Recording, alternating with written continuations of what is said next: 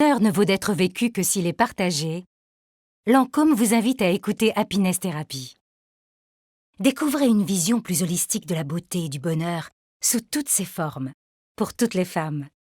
Il est temps d'explorer de nouvelles voies pour être activiste de votre bonheur. La vie est belle, c'est décidé.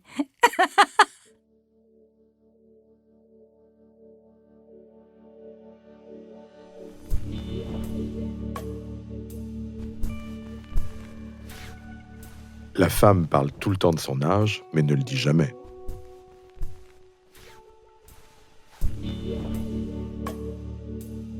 Dire son âge, cher Jules Renard, d'accord. Mais lequel? On en a tellement. Celui inscrit sur notre carte d'identité? Celui de nos artères? Ce n'est pas toujours le même. Celui qu'on nous donne? Celui qu'on avoue? Ou encore celui qu'on ressent?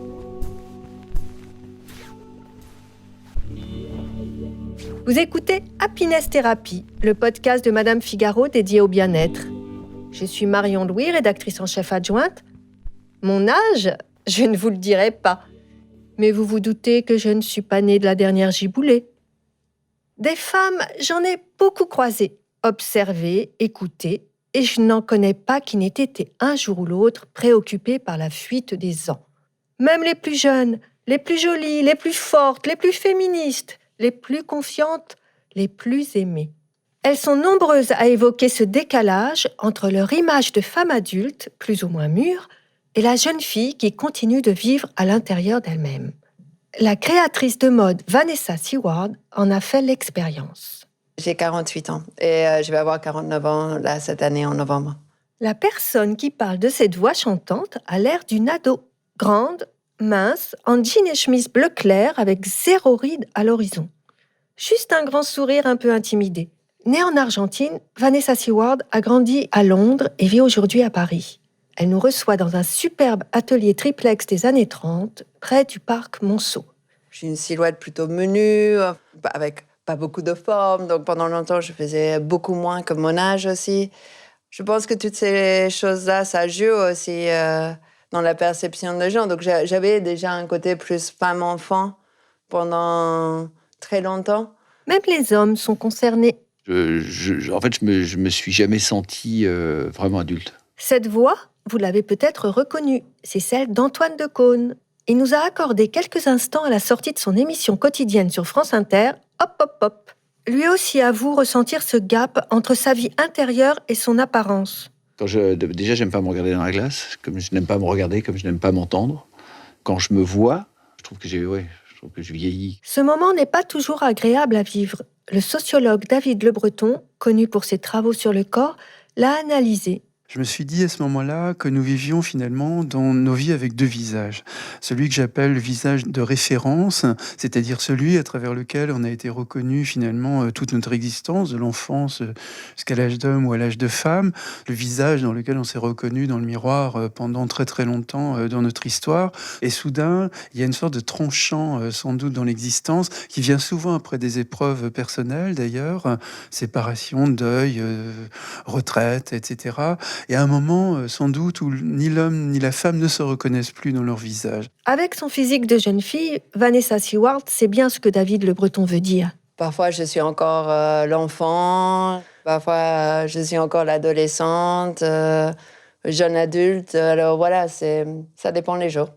Mais c'est vrai qu'il y a des jours, je peux revenir en arrière. Donc c'est ça qui, comme pour toutes les femmes, c'est très déstabilisant parce que, en fait, je trouve qu'on ne sent pas le temps passer. Donc c'est un peu la perception des autres qui nous fait vieillir aussi. Antoine Decaune est sur la même longueur d'onde. Je me sens plus jeune très souvent. Je me sens parfois même enfantin, puéril. J'hésiterai pas à le dire.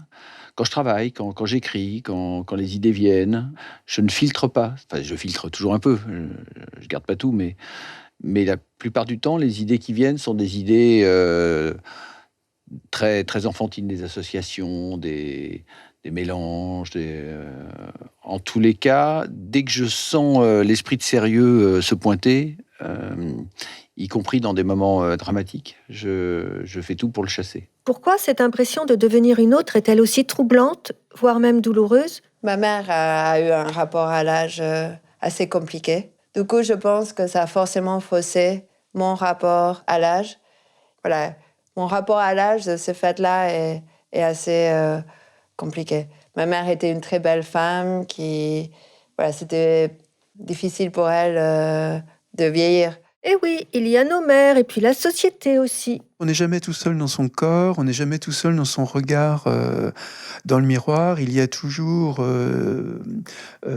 appuyé sur nos épaules. Donc les gens qui ont compté pour nous dans notre histoire personnelle. De nombreuses études l'ont montré. Lorsqu'on interroge les gens, hommes et femmes, tous pensent qu'ils font 5 à 10 ans de moins que leur âge véritable. C'est un phénomène universel. Mais les autres, comment nous voient-ils? Arnaud Aubert est enseignant-chercheur à l'Université de Tours en psychologie et en neurosciences.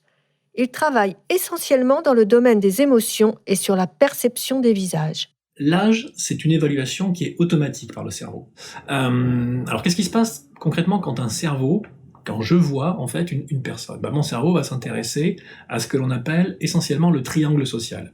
Donc évidemment, mon cerveau regarde très rapidement, en quelques millisecondes, l'ensemble du visage, mais il va davantage se concentrer sur un triangle qui est défini par les deux yeux et la bouche. Pourquoi est-ce qu'on appelle ce triangle social? Tout simplement parce que c'est dans cette partie interne du visage que l'on va avoir l'essentiel des expressions faciales qui vont véhiculer des émotions. Et ces rides qui font si peur, sont-elles si importantes? Oui, les rides, elles vont intervenir dans l'évaluation de l'âge, mais pas uniquement. Quand on parle de rides, il faut faire attention parce qu'il y a beaucoup de choses en fait à l'intérieur. Il y a des rides qui sont vraiment liées à l'âge en tant que tel, mais si vous voulez, les rides ne sont pas un obstacle à l'attractivité. Je ne parle pas nécessairement d'attirance sexuelle, mais même d'attirance sociale. Et donc souvent on se dit, ah ben non, oulala, il faut que je rajeunisse, il faut que mes rides en fait disparaissent. Et ça c'est une erreur, parce qu'il y a tellement d'autres paramètres visuels qui vont intervenir dans la détermination de l'âge, que finalement c'est une tâche qui est un petit peu vaine. On dit qu'il y a des rides sympas, souriantes, et d'autres au contraire qui nous donnent l'air tristes, voire méchants. Ce qui va être plus problématique, ce sont certaines rides qui vont mimer une expression émotionnelle et notamment négative. On va prendre un exemple tel que les rides au coin des yeux, ce qu'on appelle la patte d'oie. Les pattes d'oie, c'est pas nécessairement un problème. Tout simplement parce que les petites rides qui sont au coin des yeux vont leurrer, si vous voulez, le cerveau de l'observateur, qui évidemment va reconnaître des signes de l'âge, mais également y reconnaît une forme de signe émotionnel positif. Suffirait-il de sourire pour perdre 10 ans? Un troisième paramètre également visuel qui est très important dans l'estimation de l'âge, c'est l'homogénéité du teint. Vous savez, quand on parle d'un teint de bébé, un teint de bébé, c'est tout simplement une peau de pêche qui est vraiment toute rose, vraiment toute uniforme. Cette hétérogénéité en fait du teint, c'est quelque chose qui va signer l'âge. La bonne nouvelle, c'est que pour Antoine de Caunes, les signes de l'âge n'empêchent pas une femme d'être séduisante. Moi, ce qui compte pour moi, mais évidemment c'est très partial, c'est ce qu'il y a dans les yeux. C'est l'intelligence, c'est l'humour, c'est la distance, c'est... Bien sûr, la perception de l'âge est avant tout un phénomène culturel qui a évolué au fil du temps. David Le Breton explique bien qu'on a l'âge de son époque. Aujourd'hui, les femmes de 40 ans ont l'air de gamines, et les quinquas de leurs grandes sœurs. Aujourd'hui, avoir 60 ans, la plupart du temps, c'est être encore en plein dynamisme, faire du sport, faire des activités physiques et sportives, continuer à avoir une vie amoureuse ou autre. Et il est probable que dans une vingtaine d'années, avoir 70 ans ou 80 ans, par exemple, sera encore considéré comme un âge extrêmement jeune, entre guillemets. En un quart de siècle, non seulement on a gagné en espérance de vie, mais on paraît 10 ou 20 ans plus jeunes que nos mères et grands-mères. Les médias, quant à eux, mettent en valeur des quinquagéniales et des sexygénaires toutes plus glamour les unes que les autres, au bras de fringants quadras. Suivez mon regard. Mais dans la vraie vie, est-ce que c'est si simple? Pas sûr. France Carpe vient de publier le journal hormonal de mon corps, Anatomie d'une femme épanouie. l'histoire romancée du corps d'une femme à tous les âges de la vie. Cette énergie de vouloir rester belle et désirable, pas jeune, mais désirable à 50 ans, je trouve que c'est un message assez important pour les femmes. À partir du moment où ce n'est pas compulsif et obsessionnel, voilà, où on est d'accord pour que le corps, entre guillemets, mais foute le camp un peu, parce que on peut dire que c'est comme ça, il faut bien l'avouer. Et voilà, mais c'est une bonne chose quand même qu'il y ait ces femmes. Et il y a aussi des femmes qui sont beaucoup plus entreprenantes dans un projet politique ou économique ou sociétal. En 2018, il reste quand même un mot tabou. Oui, c'est tabou. En fait, je pense que la ménopause, c'est vraiment c'est un fantasme social, voilà. Presque un gros mot. Quand une femme dit qu'elle est ménopausée, il y a un souffle derrière. C'est « Ah, elle est ménopausée ». Qu'est-ce que ça signifie souvent ? C'est elle a fini une période qui est une période de procréation, comme si sa créativité était uniquement le fait de pouvoir faire des enfants. Et donc, elle est considérée comme quelqu'un qui ne procrée plus et donc qui est dans un phénomène de vieillissement, alors que c'est pas du tout vrai en fait. Moi, je pense pas du tout que la ménopause signe le tarissement de la sexualité, de l'amour. Bien au contraire, on connaît très très bien son corps, on connaît bien les hommes. Et ça, c'est quand même une expérience qui a beaucoup d'importance. On a défriché le terrain, disons. Et le corps est peut-être moins beau, a priori. Moi, je ne trouve pas non plus, mais enfin, quand même, un peu. Mais la sexualité prend une toute autre tournure et elle est sans doute plus vécue, plus sensuelle. Il n'y a pas besoin de parader, en fait. Parce que, voilà, on sait qui on est. Avant de penser à séduire, on doit se sentir bien dans sa peau et dans son corps. Nous sommes allés voir le docteur Sylvie Poignonnec. Elle est chirurgien esthétique. Elle ne manie pas que le bistouri, mais joue de la seringue aussi. Une petite piqûre de botox par-ci, une injection d'acide hyaluronique par-là, voire un lifting. On veut des choses naturelles, qui soient relativement sophistiquées quand même, mais on ne veut pas voir les stigmates de la chirurgie esthétique. Ça veut dire que sinon c'est raté. L'envie d'avoir l'air jeune ne date pas d'hier. En 1864, même George Sand avait déjà demandé au photographe Nadar de faire des retouches pour lui retirer quelques années. Aujourd'hui, de plus en plus de femmes de tous les milieux cherchent à gommer les cicatrices du temps. C'est vrai qu'au Brésil, aux États-Unis, elles aiment bien avoir un petit look entre guillemets refait parce que c'est un signe de réussite socio-professionnelle. En France, c'est l'inverse. La chirurgie esthétique n'est pas très bien vue, n'est pas quelque chose dont on se vante. Donc on va faire des choses qui se voient pas, des choses qui vont être très cachées, très modérées et surtout très naturelles. Alors, une course à l'échalote vouée à l'échec ou une aide véritable pour rester jeune sans avoir l'air d'y toucher ? Vanessa Seward s'est aussi posé la question malgré elle, et ça l'agace. Les rides, pourquoi c'est moche ? Enfin, pourquoi on n'a pas le droit d'avoir des rides ? Je crois que la première fois, je devais avoir à peu près 40 ans quand je suis allée voir un dermato pour autre chose et il m'a conseillé de faire des injections alors que je lui avais rien demandé. Enfin, je trouve qu'on vit dans une époque assez contradictoire parce que en même temps, il y a beaucoup plus de féminisme et en même temps, je trouve que je suis triste pour nous, les femmes, parce que je trouve qu'on se fait beaucoup de mal pour rester jeune, pour ressembler à une image. C'est vrai, mais il est plus facile d'accepter son âge et de résister aux sirènes de la médecine esthétique si l'on vit entouré de personnes bienveillantes et qu'un regard aimant se porte sur soi. J'ai la chance aussi d'avoir un mari qui lui, par exemple, il me dit toujours si tu fais une injection, je te quitte. Je pense pas qu'il me quitterait, mais en tout cas, ça le fait pas fantasmer du tout. Et puis, surtout, il m'accepte comme je suis. Au fait, et nos amis les hommes, il paraît qu'ils vieillissent mieux que nous, que leurs tempes argentées et leurs rides ajoutent à leur pouvoir de séduction. Pourtant, eux aussi subissent de plus en plus les injonctions du jeunisme. Il y en a beaucoup. En général, les hommes, c'est plutôt des gens qui ont des responsabilités, qui ont des gros postes. En parallèle de ça, on a le phénomène des réseaux sociaux. Il n'y a pas que les jeunes qui font des selfies. Il n'y a pas que les jeunes qui se prennent tout le temps en photo sur Facebook pour montrer ce qu'ils font. Et quand vous vous montrez sur Facebook, il faut que vous ayez un visage aussi appréciable. S'il y a bien un éternel teenager, un homme qui est une femme comme les autres, c'est bien Antoine Decaune. Est-ce que lui accepte d'avouer son âge ? Non, je refuse. Non, j'ai 38 ans. Non, j'ai quel âge d'ailleurs? Je suis né le 1er décembre 1953, donc je vais sur mes 65 ans. On soupçonne que son secret de jouvence s'appelle légèreté. Je pense que la légèreté, puis la légèreté non feinte évidemment, je pense que ça préserve de beaucoup de choses, oui. Qui là encore n'empêche pas la mélancolie, une petite dose d'anxiété, enfin ce qu'il faut quoi. Elle préserve de beaucoup de choses, Antoine, mais n'exclut pas quelques petites tricheries avec soi-même. Qu'en pense Oscar Wilde ? Une femme qui dit son âge est incapable de garder un secret. Un peu misogyne cette citation, non ? De toute façon, en 2018, avec Internet, difficile de cacher sa date de naissance.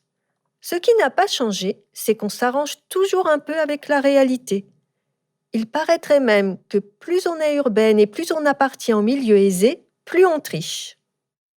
Oui, elle ment beaucoup et vous rentrez dans un cercle vicieux, parce qu'à un moment, vous savez plus quel âge vous avez donné. Une grande majorité de femmes me racontent que lorsqu'elles avouent leur âge, le regard de l'homme change.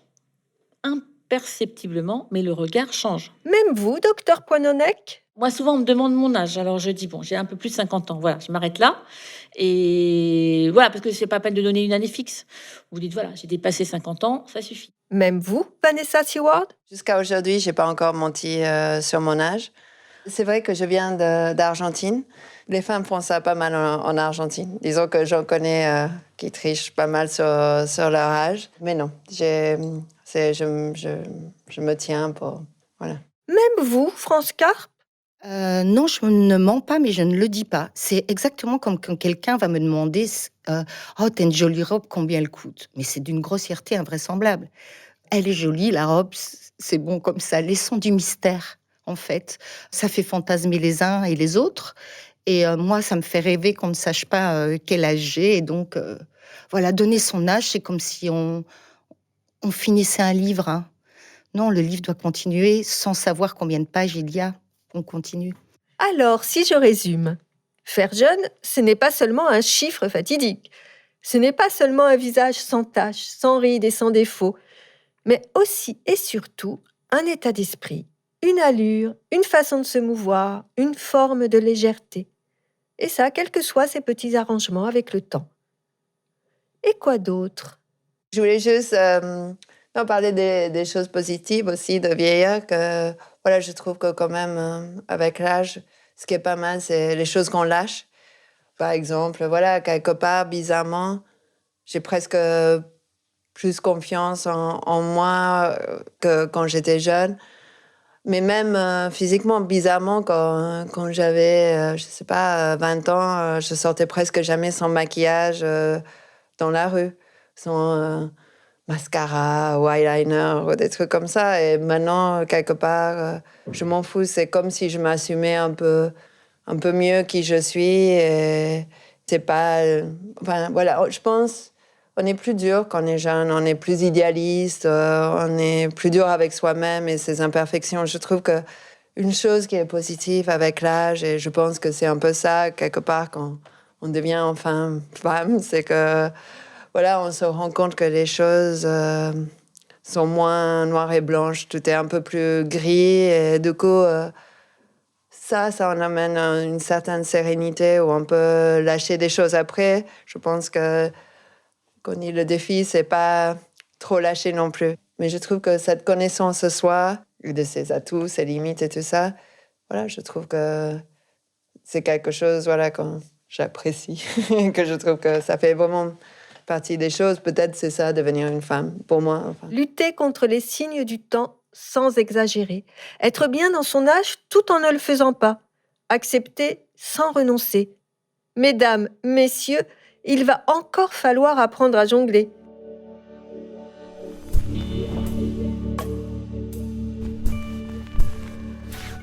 Mais n'oubliez pas, vieillir est aussi une chance qui n'est pas donnée à tout le monde. Merci d'avoir passé ce petit moment avec nous. Merci à tous nos invités, à Jean-Sébastien Stelly et Richard Gianorio pour la direction éditoriale, à notre productrice Adélie Pochman-Pontet, à nos stagiaires Jean-Baptiste Van Royen, Alice Boulot et Clémence Renard, à notre ingénieur du son Jean-Baptiste Aubonnet et à toute l'équipe de Louis Média. Retrouvez notre podcast sur toutes les applications disponibles, iTunes, SoundCloud, YouTube. Vous pouvez aussi suivre Madame Figaro sur Facebook, Twitter @Madame Figaro et sur Instagram @MadameFigaroFR. Happiness Therapy vous a été présenté par Lancôme. Et si le bonheur nous rendait plus belles ?